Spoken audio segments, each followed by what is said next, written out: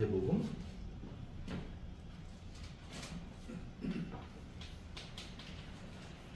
마태복음 21장 1절에서 11절.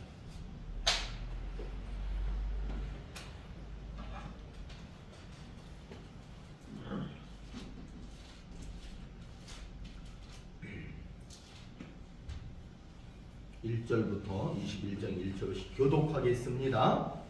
그들이 예루살렘에 가까이 가서 감람산 벳박에 이르렀을 때에 예수께서 두 제자를 보내시며 이르시되 너희는 맞은편 마을로 가라.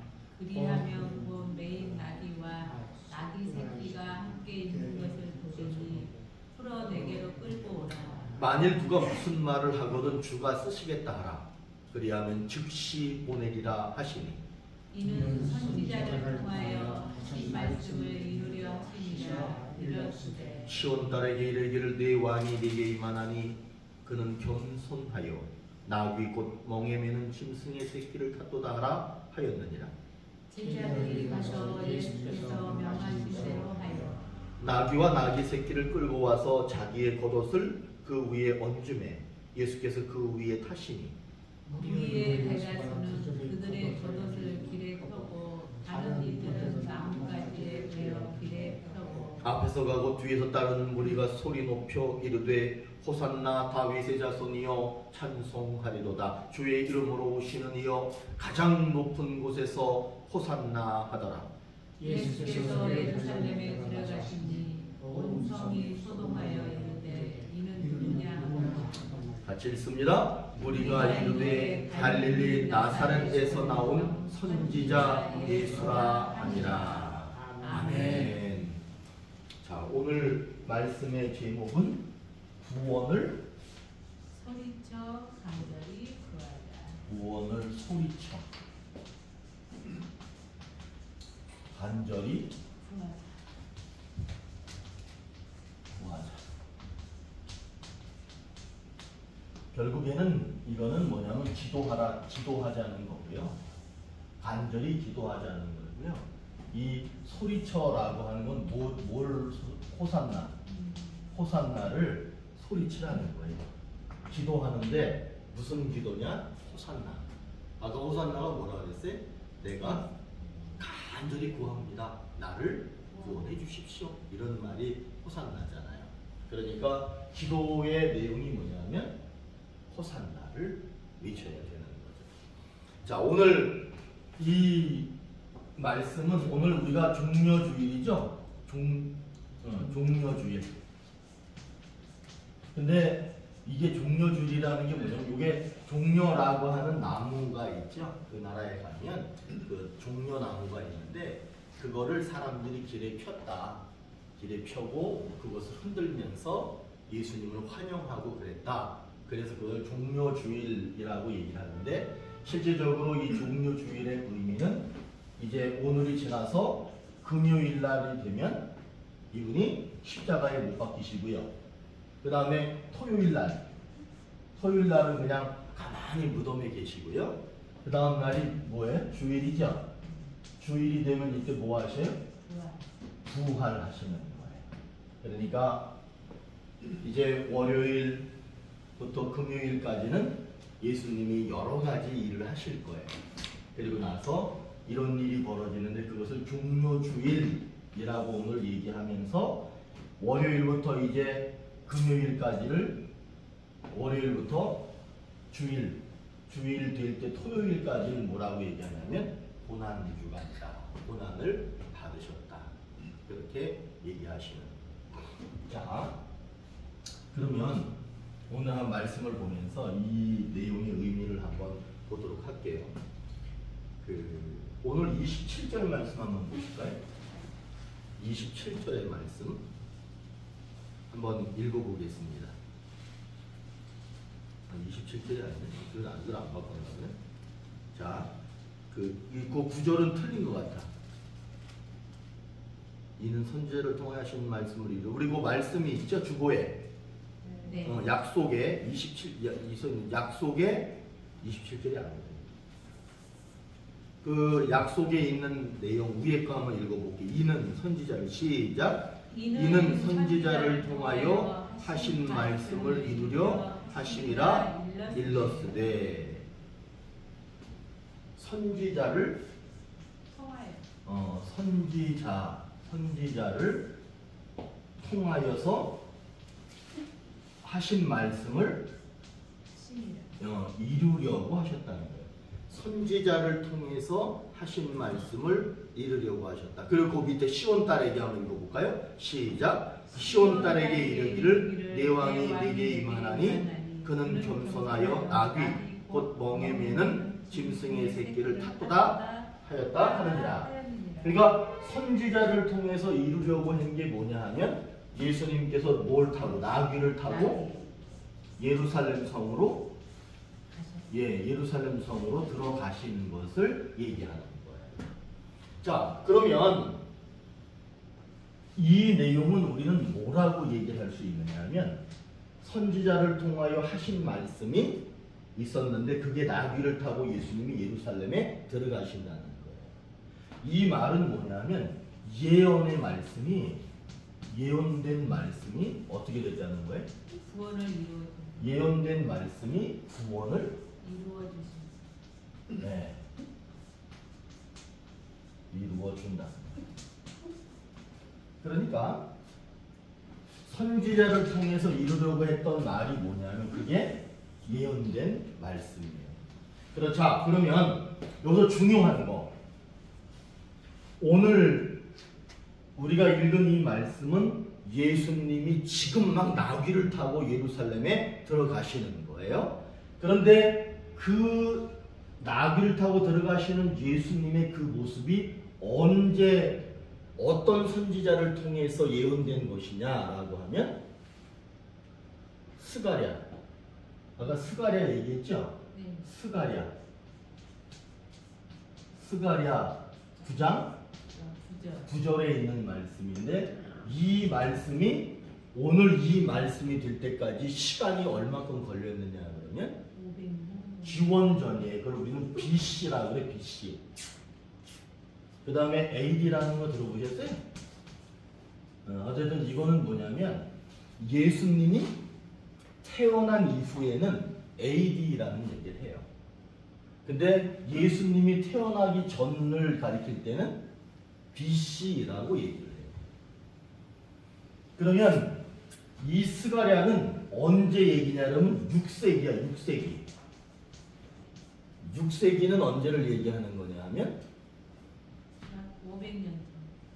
그러니까 500년에서 599년까지를 6세기라고 얘기하는 거예요. 그러니까 이 사이에 있었던 얘기가 스가랴 얘기예요. 그럼 이때는 언제냐 하면 예수님께서 나귀를 타고 들어가시기 대략 500년 전에 예언된 말씀인데 그 말씀이 이루어졌다는 거예요. 그러니까 하나님의 말씀이 이루어지는 거는요, 오늘 당장 이루어지기도 하고요, 또 몇백 년이 지나고 몇천 년이 지나서 이루어지기도 하는 거예요. 그러면 하나님께서는 응답을 되게 늦게 주시는구나 이렇게 생각하실 수 있죠. 그런데 하나님이 어떤 시간의 개념을 가지고 계시냐면 성경에 보면은 이런 말이 있어요. 하루가 몇 년 같대? 하루가 1000년 같대. 또 반대로 1000년이? 이게 말이 돼요? 야, 1000년이 하루 같고 하루가 1000년 같다는 이런 말은 사실 우리의 생각으로는 이해가 되지 않아요. 그런데 하나님의 입장에서는 이해가 되는 게 뭐냐면 우리는 100년 동안 100년이라고 하는 시간 동안밖에 살 수가 없기 때문에 이거를 이해를 못해요. 그러나 하나님은 100년 사는 분이 아니라 그분은 언제까지 산다 이렇게 말할 수가 없는 거예요. 그분은 그냥 스스로 존재하시고 언제까지나 스스로 존재하실 분이에요. 그분에게는 시작도 없고 끝도 없는 거예요. 우리는 시작이 있고 끝이 있기 때문에 시간의 개념으로 볼 때 하루가 어떻게 1000년이 돼? 근데 그분은 처음도 없고 끝도 없기 때문에 그분의 시간의 개념은 이것이 이해가 되는 거예요. 그러니까 우리가 볼 때에는 야, 이 예언된 말씀이 이루어졌는데 500년이나 지난 뒤에 이루어졌구나 라고 보지만 하나님의 입장에서 볼 땐 그냥 어제 일이 있었던 거와 똑같은 거예요. 그런 것처럼 우리들이 가져야 되는 시간의 개념도 뭐냐 하면 10년 지났네 20년 지났네 그런 얘기가 아니라 하나님이 예언하시고 하나님이 말씀하시면 그것은 반드시 이루어진다 이런 개념을 갖는 것이 더 옳은 개념입니다. 자, 그러면서 500년 됐지만 그 예언된 말씀이 결국에는 구원을 이루었다는 말이에요. 구원을 이루기 위해서 지금 예루살렘 성으로 예수님이 들어가고 계시는 거예요. 자, 그러면 예언된 말씀대로 구원이 이루어지기 위해서는 뭔가 우리가 할 것이 있어요. 우리가 이거 되게 잘 알아야 되는 게 뭐냐 하면 조건적이라고 하는 말을 되게 중요하게 생각하셔야 돼요. 기독교인들은 무슨 생각을 하느냐 하면 다 은혜로 되는 것이지 우리가 뭐 잘한다고 우리가 뭐 한다고 해서 구원이 이루어지냐 이렇게 말하죠. 여기서 한번 이걸 잘 정리하고 갈게요. 자, 구원받기 위해서는 믿음으로 받는 것이지 내가 무엇인가를 잘했다 내가 무엇인가를 하나님께 잘 보였다 그래서 구원되는 건 아니라고 얘기를 합니다. 어떻게 생각하세요? 구원은 믿음으로만 되는 거야. 다른 것으로는 구원이 이룰 수 없어. 그거는 맞는 말이에요. 그런데 구원이라고 하는 것이 이루어지려면 구원이 이루어지려면 반드시 무엇이 있어야 되냐면 믿음이 있어야 돼요. 그러니까 믿음으로 구원받는 거지 다른 것으로 구원받지 못한다 얘기를 해요. 그런데 그거를 잘 생각해 보세요. 이 믿음이라고 하는 것은 구원의 뭐냐 하면 조건이에요. 항상 조건이 있어요. 조건 없이는 구원이 이루어질 수 없습니다. 그 조건이 믿음일 뿐이죠. 자, 이제 제가 이거 어차피 이거는 지우고 이런 말이 있어요.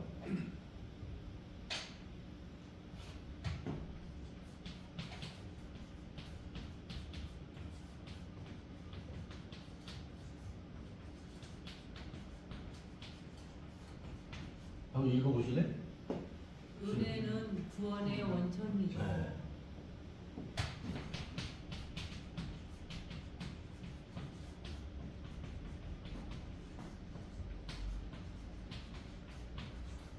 이 말이에요. 믿음의 구원은 조건이다. 자, 은혜는 구원의 원천이고 믿음은 구원의 조건이라는 거예요. 자, 그러니까 무슨 얘기냐면 구원은 무엇으로부터 온 거냐 하면 하나님의 은혜로 왔다는 거예요. 이게 좀 말이 어려울 수 있어요. 그런데 자, 은혜는 구원을 만들어내는 원천이에요. 그러니까 구원은 어떻게 온 거냐 하면 우리가 믿어서 사실 먼저 온 게 아니에요. 구원이라고 하는 것은 내가 믿었으니까 구원이 왔어. 그거는 나중 얘기고 먼저는 뭐가 있었느냐 하면 하나님의 은혜가 먼저 있는 거예요. 자, 우리가 죄인이에요. 이 죄인이 믿음을 가질 수 있다? 없습니다. 죄인은 믿음을 가질 수가 없어요. 왜냐하면 죄인은 아무것도 몰라.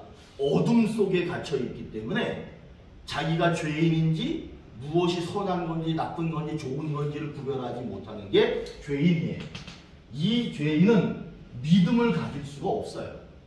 그러니까 이 죄인은 무엇을 먼저 받아야 되느냐면 은혜를 먼저 받아야 돼요. 이 은혜를 먼저 받으면 그 은혜로 인해서 무엇이 이루어지느냐 하면 구원이 이루어집니다. 이 상태에서 우리가 이제 무엇을 가져야 되느냐면 그 다음에 은혜를 받으면요 이 사람이 빛이 비춘다는 거야. 어둠 속에 있을 때 빛이 비추면 은혜를 입는 거예요. 그래서 약간의 눈이 떠져요. 내가 누군지를 볼 수 있어요. 그래서 그 사람이 무엇을 갖게 되느냐면 믿음을 갖게 되고 구원에 이르게 된다는 거예요. 이게 누구 얘기냐면 존 웨슬리의 얘기예요. 존 웨슬리 목사님이 이렇게 얘기했어요. 은혜로 구원받는 것이라는 거예요. 내가 믿어서 구원받는 게 먼저가 아니라 첫 번째 하나님의 은혜로 구원을 받는 것이다. 두 번째 믿음으로 구원을 받는 것이다. 그러니까 첫 번째는 은혜 때문에 구원받고 은혜로 구원받은 우리들은 이제 무엇을 계속 유지하고 가져가야 되냐면 믿음을 가지고 가야 돼요. 그럴 때 구원이 이루어지게 되는 거예요. 자, 그러면 이제 500년 전에 예언된 말씀이 이루어져 가지고 구원을 받게 됐어요. 500년 전에 말씀을 듣고 구원받은 사람들이 그럼 어떤 사람들이냐? 뭐 가르침의 오른쪽에 있는 내용 한번 읽어보실까? 주보에 가르침 오른쪽에 구원을 간절히 써있죠. 한 번씩 읽어보세요. 시작. 구원을 간절히 구하라. 소리쳐 구하라. 그러면 이 사람들이 하나님의 은혜로 구원을 받게 됐는데 이 사람들이 믿음을 보여줬어요. 그래서 구원에 이르게 되는데 이게 뭐냐면 소리를 쳤다는 거예요. 이 사람들이 소리친 게 뭐냐 하면 호산나였다는 거예요. 그러면 결국에는 오늘 이 말씀에서 구원의 조건인 믿음은 뭐냐 하면 호산나를 외치는 사람들이 구원을 받게 됐다는 거예요. 자, 그러면 이 사람들이 호산나를 외칠 수 있었던 것은 그냥 입에서만 외친 게 아니라 그들의 마음속에 무엇이 있었느냐면 이미 과거에 오래전에 예언되어져 있던 말씀이 그 사람들 속에 있었다는 거예요. 그것이 있었기 때문에 그 사람들이 호산나를 외칠 수 있었고 상대적으로 호산나를 외치지 못하는 사람들은 예언의 말씀을 갖고 있지 않았기 때문에 그렇다는 거예요.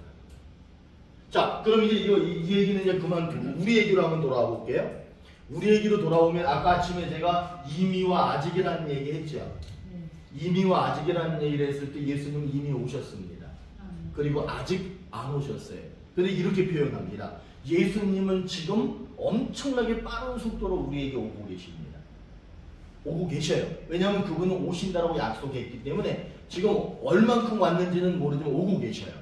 우리는 얼마 안 있다 그분을 만나게 될 거예요. 왜냐하면 우리는 지금 그분을 향해서 가고 있고 그분은 오고 있어. 우리는 이제 그분을 만나게 될 거야. 그분을 만나게 되면 거기에는 이제 구원이 일어나게 될 거예요. 자, 그분이 오고 있는데 그분이 오고 있다라고 하는 사실을 붙들고 있는 사람은 그분이 오셨을 때 호산나를 말할 수 있어요. 그러나 그분이 오신다는 예언의 말씀을 붙들고 있지 않으면 그분이 오는지 안 오는지를 몰라. 신경 안 쓰고 사는 거예요. 그러다 보면 그분이 왔을 때 뭐라고 얘기하느냐면 저 사람 누구야? 이렇게 되는 거예요. 그러나 늘 깨어서 늘 신경 쓰고 있는 사람은 그분이 오셨을 때 단번에 알아보고 그분이 예언된 분이라고 하는 것을 알게 된다는 거예요. 그러니까 우리들은 믿음을 가져야 돼요. 그런데 이 믿음을 오늘 말씀에서는 뭐라고 얘기하느냐면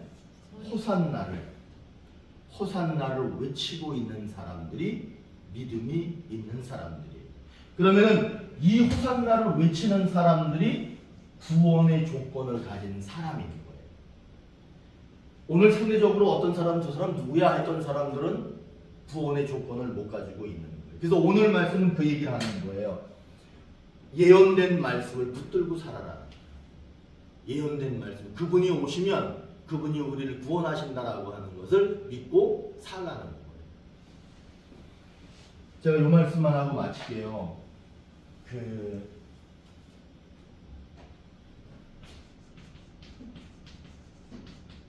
이런 말 많이 하죠. 영적인 삶에 대한 이야기를 해요. 제가 요즘에 뭐 이렇게 책 쓰고 막 글 쓰고 막 그래서 그것 때문에 제가 집에서가 잘 안 되고 그러면 이제 그 앞에 카페 나가가지고 거기서 이제 막 해. 그러면 제일 많이 카페 오는 사람들이 누구냐면 교회 다니는 사람들이에요. 교회 다니는 사람들이 이렇게 와요. 막 서너 명씩 와가지고 차 마시면서 여러 가지 이야기를 많이 하는데 저 안 듣고 싶은데 다 들려. 나도 교회 다니니까 교회 다니는 사람들이 얘기를 듣게 돼요. 근데 그 사람들이 영적인 삶, 영적인 이야기보다는 영적인 이야기는 제가 볼 때는 거의 없어요. 무슨 얘기하냐면 우리 교회는 어떤 교회다라는 얘기를 해요. 우리 교회는 어떤 교회다. 그리고 누구 집사는, 누구 권사는 어떤 사람이다. 이런 얘기를 해요. 그러면 영적인 삶, 영적인 이야기는 무엇이냐 하면 나는 오늘도 내가 죄인이라고 하는 것을 느꼈어요. 이런 이야기거든. 오늘 내가 예수님을 만났어요. 오늘 아침에 내가 예수님을 느꼈어요. 이런 얘기거든. 근데 그런 얘기 없습니다. 근데 왜 그런 게 없고 우리 교회는 좋은 교회다. 우리 교회는 큰 교회다. 우리 교회는 교인이 몇 명 모인다. 이런 얘기들만 하는 거예요. 그러면 왜 이야기들이 영적인 이야기들이 아니라 매우 현실적인 이야기만 하느냐? 왜 그러시는 것 같으세요? 요즘 사람들은 뭘 얘기하냐? 기도 안 해서 그래? 아니야. 기도 안 해서가 아니라 무엇이 없는 거냐 하면 말씀. 특별히 어떤 말씀이 없는 거냐 하면 예언된 말씀. 예언된 말씀이 없는 거예요. 예언된 말씀을 붙들고 사는 사람들은 영적일 수밖에 없어요. 그러나 예언된 말씀이 없으니까 영적인 이야기들은 없습니다. 여러분, 하나님이 우리가 기도하면 하나님이 우리에게 기도하는 것을 들어주시는 걸 믿으시죠? 그런 게 영적인 거예요. 우리가 기도하면 하나님은 그 기도 소리를 지금도 듣고 계십니다. 지금도 우리가 이렇게 예배 드릴 때 하나님이 우리를 보고 계시는 거 믿으시죠? 그런 것들이 영적인 삶이에요. 하나님은 지금도 우리의 기도를 들으시고 우리의 모습을 보시고 우리가 원하는 것을 들어주시고 지금도 살아계셔서 우리의 일거수일투족을 다 보고 계시고 그리고 우리가 무엇을 하고 사는지 무슨 생각을 하고 사는지를 다 그분은 기억하셔야 해요. 그런 의식을 가지고 사는 게 영적인 삶입니다. 여러분, 이제 우리들은 한 주간 이렇게 살면서 나를 한번 돌이켜보세요. 내가 성경을 얼마나 읽나? 성경을 좀 읽으셔야 돼. 성경도 좀 읽으시고 기도도 좀 하시고 그렇게 하시면서 사셔야 영적인 삶을 추구할 수 있어요. 그러면 그 사람은 예언의 말씀을 붙들고 사는 사람이 될 수 있고 예언의 말씀을 붙들고 사는 그 사람은 구원에 이룰 수 있게 되는 거예요. 오늘 사실 말씀이 그 얘기를 하고 있는 거예요. 예언의 말씀을 꼭 붙들고 사시기를 바라요. 예언의 말씀을 꼭 붙드셔야 돼요. 그 예언의 말씀이라는 것은 옛날에 한 말씀인데 반드시 이루어지는 말씀. 그거를 꼭 붙들고 사시기를 바랍니다. 자, 오늘 특별히 남선교회 이제 속회원신 예배인데 제가 이렇게 기도하는데 남선교회 잘 될 것 같아. 잘 될 것 같아요. 남선교회 더 잘 될 거야. 믿으셔야 돼. 잘 될 거예요. 분명히 하나님이 더 부흥시켜 주실 거예요. 그리고 생각지도 못한 일들이 많이 일어날 거예요. 남선교회가 정말 왕성하게 부흥될 줄로 믿습니다. 제가 왜 그런 확신을 갖느냐 하면 장로님 같은 분이 계시고 김수철 집사님 같은 분이 어디 있어요 사실. 다른 교회 가도요. 제가 그냥 제 앞에 계시니까 제가 그냥 칭찬하는 거 아니에요. 저 칭찬 같은 건 잘 못해요. 저 칭찬 같은 건 잘 못해. 그런데 우리 장로님이나 김수철 집사님을 뵈면은 참 정말 귀감이 가고 좋은 분들이야. 이렇게 열심히 하시고 이런 분들이 친근감이 이게 가족처럼 이렇게 하는 분들이 어디 있어요? 하여튼 두 분이 이제 시작해서 잘 기도하셔가지고 남선교회를 잘 좀 이렇게 이끌어 가셨으면 좋겠어요. 네. 그리고 이제 저기 그 나와야 되는 저 뒤에 앉는 저 사람들 나와야 되는 안 나온 사람들 있잖아. 저거 어떻게 좀 해가지고 잘 좀 나오게 하셔서 남성교회가 잘 성장해 갈 수 있도록 이렇게 좀 해주셨으면 감사하겠습니다. 자, 우리 찬양 하나 드리겠습니다.